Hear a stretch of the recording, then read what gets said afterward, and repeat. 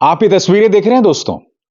यहां पर संजय निरुपम के चेहरे पर जूते मारे जा रहे हैं, उनके पोस्टर पर जूते मारे जा रहे हैं। क्यों आप जानते हैं? इसलिए क्योंकि संजय निरुपम ने 2019 में जब पुलवामा पर हमला हुआ था, जिसके बदले में भारत ने बालाकोट एयर स्ट्राइक किया था, संजय निरुपम ने उसे फर्जी बताया था। नतीजा भाजपा समर्थक मोर्चा उनके चेहरे पर सांकेतिक तौर पर कालिक मल रहा था, जूते मार रहा था दोस्तों।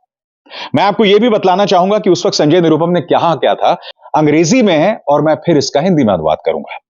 संजय निरुपम ने कहा था कि हर भारतीय चाहता है कि पाकिस्तान के खिलाफ सर्जिकल स्ट्राइक्स हों, मगर नकली सर्जिकल स्ट्राइक नहीं होना चाहिए। इस सर्जिकल स्ट्राइक का मकसद सिर्फ यह है कि भाजपा अपने लिए राजनीतिक फायदा लेना चाहती है। अगर संजय निरुपम वहीं तक सीमित रहते जिसमें उन्होंने यह कहा कि भाजपा उसका राजनीतिक फायदा उठा रहा है, तो बात समझ आती, क्योंकि चुनाव आयोग ने भी कहा था कि सर्जिकल स्ट्राइक का राजनीतिक फायदा उठाया ना जाए। और फिर प्रधानमंत्री अपने हर भाषण में कहते थे कि भाई आपका पहला वोट पुलवामा के लिए मिल सकता है या नहीं मिल सकता है। मगर बड़ी बात यहां संजय निरुपम ने इसे फेक बताया था, फर्जी बताया था। उस वक्त मैं नहीं भूला हूं, कांग्रेस ने संजय निरुपम से अपने आप को दूर कर लिया था दोस्तों। मगर आज वही संजय निरुपम कांग्रेस को छोड़कर भाजपा मोर्चे में जा रहे हैं। मैं सवाल पूछना चाहता हूं प्रधानमंत्री से, जिस व्यक्ति के बारे में आप यह कहते थे कि इसने देश का अपमान किया है, सेना के शौर्य पर सवाल उठाया है, आज वो व्यक्ति आपके मोर्चे में शामिल कैसे हो गया? और वो भी इसलिए क्योंकि वो मुंबई उत्तर पश्चिम से चुनाव लड़ना चाहते थे। उद्धव ठाकरे ने कहा नहीं, शिवसेना यानी कि उद्धव सेना का ही कोई व्यक्ति मुंबई उत्तर पश्चिम से चुनाव लड़ेगा। नतीजा यह हुआ कि वो लगातार उद्धव ठाकरे के खिलाफ बयान देते रहे और उसके बाद कांग्रेस ने उन्हें 6 साल के लिए पार्टी से निष्कासित कर दिया, एक्सपेल कर दिया। और फिर ये व्यक्ति क्या करते हैं? भाजपा के मोर्चे में चले जाते हैं। चलिए, भाजपा के मोर्चे में आप चले गए क्योंकि 2005 से पहले ये शिवसेना में हुआ करते थे और उस वक्त इन्होंने शिवसेना का साथ इसलिए छोड़ा था कि जो उत्तर प्रदेश और बिहार की पृष्ठभूमि के लोगों पर हमले हो रहे थे, संजय निरुपम इससे इत्तेफाक नहीं रखते थे। उन्होंने छोड़ा, वो कांग्रेस में आ गए और फिर वो कांग्रेस की तरफ से सांसद भी बने थे। मगर आज मैं आपसे सवाल पूछना चाहता हूं दोस्तों, भाजपा की क्या मजबूरी है कि जिस व्यक्ति को वो देशद्रोही बता रहे थे, सेना के शौर्य पर सवाल करने वाला बता रहे थे, आज उन्हीं के मोर्चे में संजय निरुपम जा रहे हैं। आज ये कार्यक्रम मैं आपके सामने क्यों कर रहा हूं, मैं आपको बताता हूं दोस्तों। इन चेहरों पर गौर कीजिए। संजय निरुपम, गौरव वल्लभ, आचार्य प्रमोद कृष्णन, बॉक्सर विजेंद्र सिंह, मिलिंद देवरा, अशोक चौहान, ये सब या तो कांग्रेस छोड़कर भाजपा में चले गए हैं या जाने की तैयारी में है। और हर किसी का मामला बहुत रहस्यमय दिखाई देता है, सवालों के घेरे में है कि आखिर क्या मजबूरी है कि ये लोग इस तरह से पार्टी छोड़ने को मजबूर हो गए हैं। क्या कांग्रेस एक डूबता जहाज है या क्या अवसरवादिता के चलते ये लोग ऐसा कर रहे हैं? क्या भाजपा के हाथ में उनकी ऐसी कोई कमजोर नब्ज है जिसके चलते वो ऐसा करने को मजबूर हैं? संजय निरुपम की मैं बात कर चुका हूं, मगर उनका एक बयान सुनाना चाहता हूं। जब इन्होंने सर्जिकल स्ट्राइक को फर्जी बताया था और बावजूद उसके अब वो भाजपा मोर्चा में जा रहे हैं, तब कांग्रेस ने उन बयानों से दूर कर लिया था और फिर उन्होंने प्रेस कॉन्फ्रेंस किया था स्पष्टीकरण देते हुए। मगर उस प्रेस कॉन्फ्रेंस में भी उन्होंने लगभग वही बात कह दी थी। सुनिए, मैं एक बात स्पष्ट कर दूं, अगर वो ये कह रहे हैं कि भाजपा राजनीतिक फायदों के लिए ऐसा कर रही है, तो बात समझ आती है, क्योंकि वो कर रही थी, उसमें दो राय नहीं है। चुनाव आयोग ने भी उन्हें चेतावनी दी थी, बावजूद इसके प्रधानमंत्री और अमित शाह उनकी बात नहीं सुन रहे थे। मगर मैं सवाल पूछना चाहता हूं कि भाई संजय निरुपम को टिकट नहीं मिली, राजनेता लालची होते हैं, महत्वाकांक्षी होते हैं, वो बात समझ आती है। राजनेताओं की कोई विचारधारा भी नहीं होती है, क्योंकि देखिए ना, आप भूल जाइए संजय निरुपम को। वो लोग जो राहुल गांधी के आसपास घूमा करते थे, चेहरे देखिए, हेमंत बिस्व शर्मा, ज्योतिरादित्य सिंधिया, जितिन प्रसादा, आरपीएन सिंह, मिलिंद देवड़ा, इन सभी नेताओं को कम उम्र में यूपीए सरकार में मंत्री बनाया गया था मिलिंद देवड़ा। 35 साल की उम्र में मंत्री बना दिए गए थे।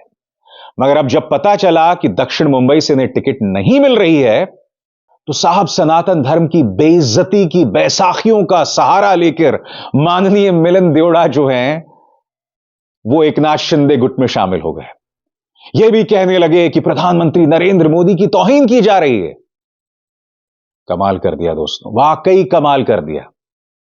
अब मैं बात करना चाहता हूं विजेंद्र सिंह की। कौन विजेंद्र सिंह आप कहेंगे? हम सब जानते हैं विजेंद्र सिंह कौन है। बॉक्सर हैं। और मैं नहीं भूला हूं जब हमारी पहलवान बेटियों को इस तरह से सड़क पर घसीटा गया था दिल्ली पुलिस द्वारा, तो विजेंद्र सामने आए थे उनके पक्ष में, हमेशा उनके पक्ष में आवाज उठाई थी। एक रात पहले वो राहुल गांधी के पक्ष में एक बयान देते हैं और पूरी एक रात के बाद खेल पलट जाता है। क्या हुआ? एक रात में आपकी कौन सी कमजोर नब्ज पर बीजेपी की हाथ पड़ गई जिसके चलते आपको यह करना पड़ा? न्यूज 24 को जो इंटरव्यू दिया है ना दोस्तों, उसमें पूरी तरह से एक्सपोज हो जाते हैं। सुनकर आपको हंसी आएगी। मैं चाहूंगा आप सुने। ये इंटरव्यू न्यूज 24 के सौजन्य से है। कहते हैं एक रातों रात मैं जब सुबह उठा तो मुझे लगा मैं गलत पार्टी में हूं और मैं भाजपा ज्वाइन कर ली। सुनिए विजेंद्र सिंह क्या कह रहे हैं। वो कहते फिर मैं सो गया, उसके बाद फिर मैं एकदम उठा तो मेरे को लगा कि नहीं यार, आप गलत कर रहे हैं, आप गलत प्लेटफॉर्म पे हो, तो आप भारतीय जनता पार्टी में आइए और यहाँ से आप कहते हैं आप सही दिशा में जाएंगे, इसलिए फिर मैं भारतीय जनता पार्टी में आया। आप आ गए, लेकिन चूंकि कांग्रेस में आप रहे हैं, कांग्रेस का भविष्य राहुल जी के नेतृत्व में कैसा देखते हैं आप? जी, वो तो कहते जनता जानती है, जनता बता रही है कि पिछले 10 साल से आप सत्ता से बाहर हैं, तो जनता बता रही है कि उनका भविष्य कैसा है। तो अगले 5 साल अभी और देखिएगा कैसा भविष्य होगा उनका। खिलाड़ियों को लेकर जो बीच में अवार्ड वापसी भी हुई, कई विरोध प्रदर्शन भी हुए, उसमें आप भी समर्थन में थे उन लोगों के। अब यहाँ आए हैं और जिसके लिए विरोध प्रदर्शन हो रहा था वो भी इसी पार्टी के सदस्य हैं, तो इसको जस्टिफाई कैसे करेंगे तो खिलाड़ियों के सामने? देखिए, जो मेरे को उस टाइम पे सही लगा था मैं उनके साथ था, अभी मेरे को सही लगा मैं उसके साथ रहूंगा। क्या कारण है बताइए विजेंद्र जी? क्योंकि बृजभूषण शरण सिंह अब भी भाजपा में शामिल है, उन्हें टिकट भी मिल जाएगा। कल को अगर आपको टिकट मिल गया कहीं से तो आप जीत गए, तो आप उसी संसद में बृजभूषण शरण सिंह के साथ बैठेंगे। मैं आपसे पूछना चाहता हूं, क्या यह आपको गवारा होगा? क्या वजह है? कौन से रहस्यमय कारण है? कहीं ऐसा तो नहीं है कि 2013 की जो एक घटना हुई थी उसके तार जुड़े हुए हैं आपके इस फैसले से? मैं एक बात स्पष्ट कर दूं, ये जो मैं घटना पढ़ने वाला हूं इसका कोई नाता नहीं है विजेंद्र सिंह के इस फैसले से। यह फैसला मैं आप पर छोड़ता हूं और यह राज विजेंद्र सिंह और भाजपा जाने। 2013 की खबर है दोस्तों। ड्रग्स केस में पकड़ा गया विजेंद्र का झूठ, यह आज तक कह रहा है, मैं नहीं कह रहा हूं। ड्रग्स केस में पकड़ा गया है बॉक्सर विजेंद्र का झूठ। यह सच नहीं कि ड्रग्स तस्कर अनूप सिंह कहलो से विजेंद्र की जान पहचान नहीं है। आज तक के हाथ वो सबूत लगे हैं जिससे साबित होता है कि विजेंद्र ने न सिर्फ कहलों को जानते थे बल्कि अच्छे से जानते थे। खबर देखिए साहब, ड्रग्स केस में पकड़ा गया है बॉक्सर विजेंद्र का झूठ। पूरी खबर उस बारे में, खबर 2013 की है। और जाहिर सी बात है दोस्तों, विजेंद्र ने जो रातों रात फैसला लिया है उसका इस मामले से बिल्कुल भी कोई लेना देना नहीं है। स्पष्ट कर दूं, कोई लेना देना नहीं है। मगर एक के बाद एक जो कांग्रेसी हैं वो भाजपा में शामिल हो रहे हैं। एक और नाम आता है गौरव वल्लभ का। गौरव वल्लभ ने क्या कहा, पढ़ के सुनाना चाहता हूं। कांग्रेस पार्टी आज जिस तरह से दिशाहीन होकर आगे बढ़ रही है उसमें मैं खुद को सहज महसूस नहीं कर पा रहा। मैं ना तो सनातन विरोधी नारे लगा सकता हूं और ना ही सुबह शाम देश के वेल्थ क्रिएटर्स को गाली दे सकता हूं। इसीलिए मैं कांग्रेस पार्टी के सभी पदों व प्राथमिक सदस्यता से इस्तीफा दे रहा हूं।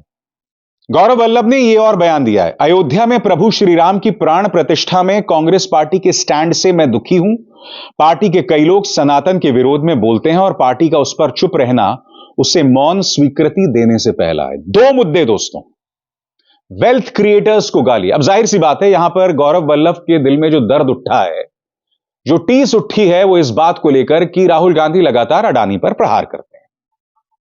मैं गौरव वल्लभ से सवाल पूछना चाहता हूं, आपका मैंने कई बार इंटरव्यू किया है और आपने खुद ने जिस तरह से गौतम अडानी को मोदी सरकार के दौरान फायदा मिला है जो साफ तौर पर दिखाई देता है, जीवी के ग्रुप पर एजेंसीज की रेड और फिर मुंबई एयरपोर्ट का जिम्मा उस दबाव में अडानी को दे दिया जाता है। शेल कंपनीज पर सवाल, अमेरिकी एजेंसीज द्वारा अडानी की कंपनीज पर जिस तरह से कार्रवाई होगी, यह हकीकत है। इंटरनेशनल रिपोर्ट्स लगातार अडानी पर सवाल कर रहे हैं। मैं आपसे पूछना चाहता हूं, आप किस वेल्थ क्रिएटर को गाली देने की बात कर रहे हैं? और सबसे बड़ी बात, राम मंदिर प्राण प्रतिष्ठा। मैं गौरव वल्लभ से सवाल पूछना चाहता हूं, जो राम मंदिर की प्राण प्रतिष्ठा हुई थी, उसमें राम का बोलबाला कहां था? उसमें सिर्फ एक व्यक्ति का महिमा मंडन था, जिसका नाम प्रधानमंत्री नरेंद्र मोदी था। तो फिर आपके दिल में इस कदर दर्द क्यों हो रहा है? आपको क्यों लग रहा है कि कांग्रेस सनातन विरोधी है? कांग्रेस में ढेरों दिक्कतें हैं, मैं आगे जाकर आपको बताऊंगा, ढेरों दिक्कतें हैं, वो उसकी मैं चर्चा करूंगा। अगर गौरव वल्लभ उनका जिक्र करते तो मुझे बात समझ आती। मगर मैं आपसे पूछना चाहता हूं, जिन दो मुद्दों पर आप इस्तीफा दे रहे हैं, सनातन विरोध और वेल्थ क्रिएटर्स को गाली, यहां पर साफ तौर पर दिखाई दे रहा है कि श्रीराम का इस्तेमाल भाजपा अपने राजनीतिक फायदों के लिए कर रही है। और आप यह भी जानते हैं कि देश के धन्ना सेठों को भाजपा ने किस तरह से फायदा पहुंचाया। सबसे ताजा मिसाल सीक्रेट इलेक्टोरल बॉन्ड्स हैं। आपने देखा किस तरह से गुप्त चुनावी चंदे के जरिए लोग गिरफ्तारी से बच रहे थे, लोग सरकारी गवाह बन गए, चाहे वो राघव मांगुंटा रेड्डी हो या फिर शरत रेड्डी हो और बिंदो फार्मा के, उन पर दबाव बनाया गया और वो लोग सरकारी गवाह बन गए अरविंद केजरीवाल के खिलाफ। आपने देखा कि किस तरह से मेघा ग्रुप ने चुनावी चंदा दिया और फिर तमाम कॉन्ट्रैक्ट्स उनको दे दिए जाते हैं। कई मामलों में उन पर सवाल खड़े होते हैं। नविग इंजीनियरिंग, सिलक्यारा में जो हमारे मजदूर टनल में फंस गए थे, क्या इस ग्रुप पर कोई कार्रवाई की गई? ऐसी ढेरों मिसालें हैं। गिरफ्तारी होती थी, चंदा दिया जाता था और उसके बाद रिहाई हो जाती थी। सबसे बड़ी बात, कई ऐसे औद्योगिक समूह के गुनाह सामने आए, मगर फिर उनके बेटे जो हैं वो बीजेपी में शामिल हो जाते हैं, उन पर कोई कार्रवाई नहीं होती है। तो जब गौरव वल्लभ इस बात का जिक्र कर रहे हैं कि भाई वेल्थ क्रिएटर्स को गाली दी जा रही थी, तो मैं आपसे सवाल पूछना चाहता हूं, वेल्थ क्रिएटर्स को ही गाली दी जा रही थी? यहां पर जो सिस्टम है उससे सवाल किया जा रहा था। सबसे बड़ी बात, बार बार श्री राम से बड़ा रुतबा, दर्जा प्रधानमंत्री नरेंद्र मोदी का दिखाया गया है। क्या आप इस बात से इत्तेफाक रखते हैं? कंगना रनावत ने फिर कहा है कि प्रधानमंत्री विष्णु का अवतार हैं। वो कौन चंपक राय हैं राम जन्मभूमि से जुड़े? वो खुद प्रधानमंत्री को विष्णु का अवतार बताते हैं। मैं आपसे एक सवाल पूछना चाहता हूं, क्या गौरव वल्लभ जैसे सुलझे हुए आदमी इन तमाम बातों से इत्तेफाक रखते हैं? आपकी ऐसी कौन सी कमजोर नब्ज है भाजपा के हाथों, जिसके चलते आपको यह फैसला लेना पड़ा? क्या यह तमाम चीजें आपके लिए स्वीकार्य हैं? क्या आपको ये बातें स्वीकार्य हैं कि 4-4, 5-5 सालों से लोग जेल में हैं, सामाजिक कार्यकर्ता जेल में हैं, उनके ह्यूमन राइट्स को कुचला जा रहा है, जिसके बारे में आप पहले भी बात करते थे, मगर अब आप पार्टी से इस्तीफा दे रहे हैं? कहां का रास्ता है आपका? भाजपा ही जा रहे होंगे, मगर आपके जो तेवर हैं वो आचार्य प्रमोद कृष्णन जैसे हैं, अव्वल दर्जे का मौका परस्त आदमी। इनको कांग्रेस में तरजीह नहीं दी गई तो प्रधानमंत्री नरेंद्र मोदी की चमचागिरी करने लगे। ये वो आचार्य प्रमोद कृष्णन हैं जिनके सामने प्रधानमंत्री ने अपनी तुलना कृष्ण से कर डाली।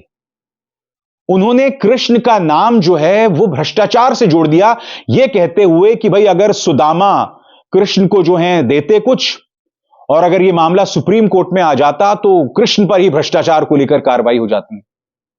इतनी बड़ी बात कह दी। सबसे बड़ी बात, प्रधानमंत्री का वो बयान जिसमें उन्होंने श्री राम की तुलना लाभार्थी से कर दी थी।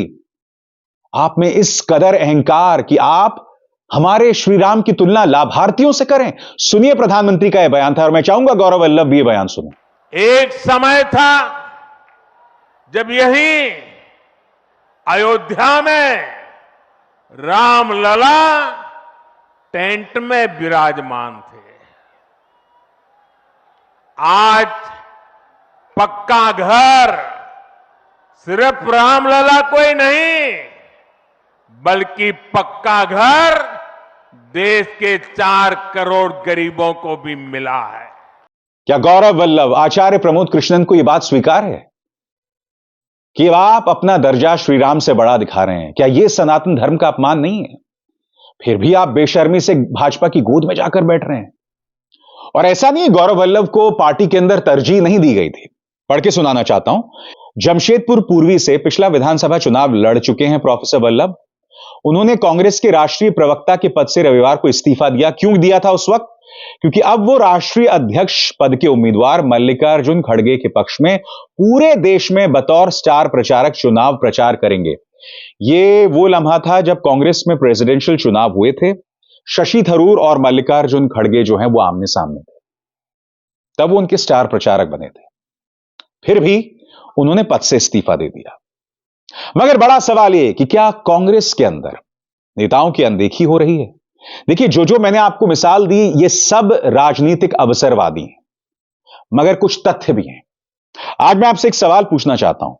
अभी यह तय नहीं है कि राहुल गांधी और प्रियंका गांधी वाड्रा अमेठी से और रायबरेली से चुनाव लड़ेंगे या नहीं लड़ेंगे, मगर मैं आपसे सवाल पूछना चाहता हूं। आप एक ऐसी जंग लड़ रहे हैं जहां आप हारने वाले हैं, और अगर आप ये जंग हार जाएंगे तो आपका वजूद खत्म हो जाएगा। लोकतंत्र के साथ भाजपा क्या कर रही है, ये हम सब देख रहे हैं।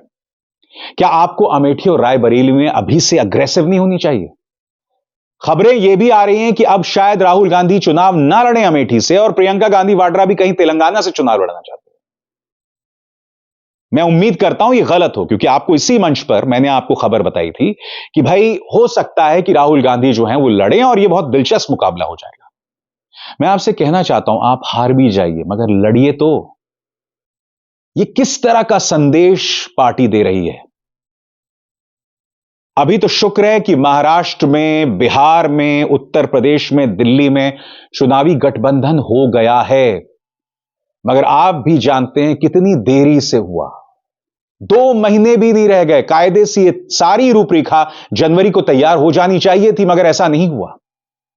सवाल यह भी किया जा रहा है कि राहुल गांधी ऐसे लोगों से घिरे हुए हैं जिनका जमीनी राजनीति से कोई लेना देना नहीं।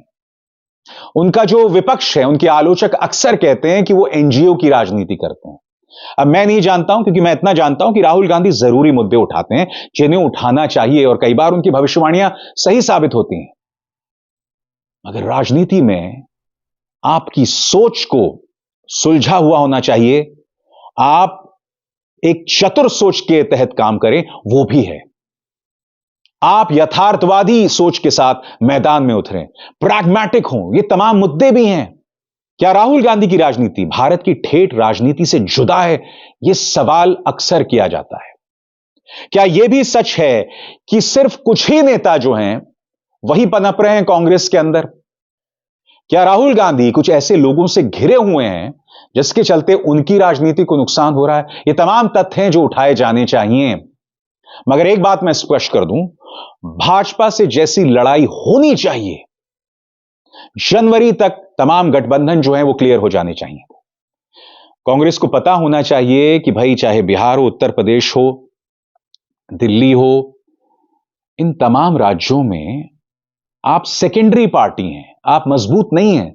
दिल्ली में आप बहुत बड़ा जीरो हैं, यूपी में आप बहुत बड़ा जीरो हैं, बिहार में आप बहुत बड़ा जीरो हैं, मगर फिर भी अगर आप तड़ी मारें कि नहीं साहब मुझे टिकट चाहिए, मुझे ज्यादा टिकट चाहिए, और फिर उसके चलते गठबंधन के ऐलान में देरी हो, तो यह गलत है।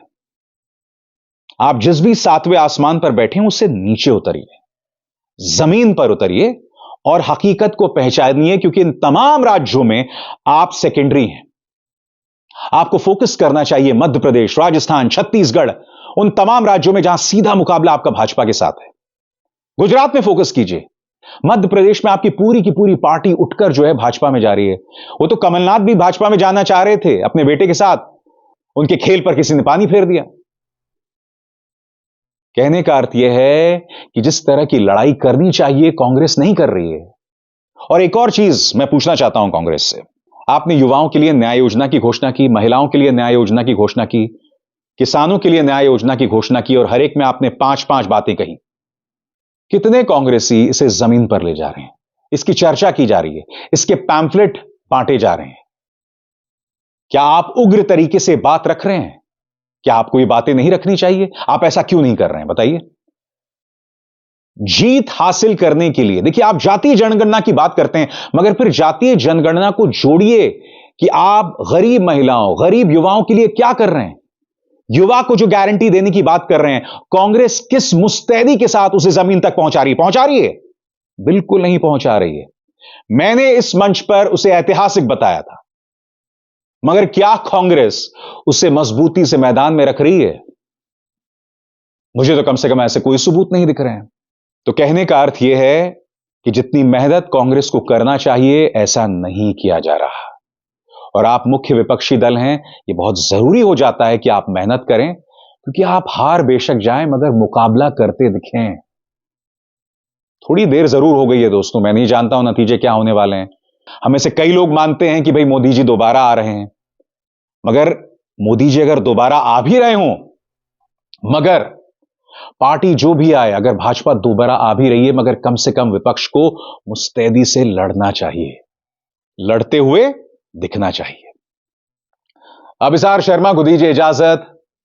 नमस्कार। स्वतंत्र और आजाद पत्रकारिता का समर्थन कीजिए, सच में मेरा साथी बनिए। बहुत आसान है दोस्तों, इस ज्वाइन बटन को दबाइए और आपके सामने आएंगे ये 3 विकल्प, इनमें से एक चुनिए और सच के इस सफर में मेरा साथी बनिए।